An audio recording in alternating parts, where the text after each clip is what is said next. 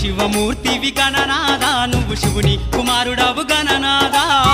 శివమూర్తివి గణనాదా నువ్వు శివుని కుమారుడవు గణనాదా గణగణ గంటల్ల గణనాదా నువ్వు గుణగుణ రావయ్య గణనాదా శివమూర్తివి గణనాదా నువ్వు శివుని కుమారుడవు గణనాదా శివమూర్తివి గణనాదా నువ్వు శివుని కుమారుడవు గణనాదా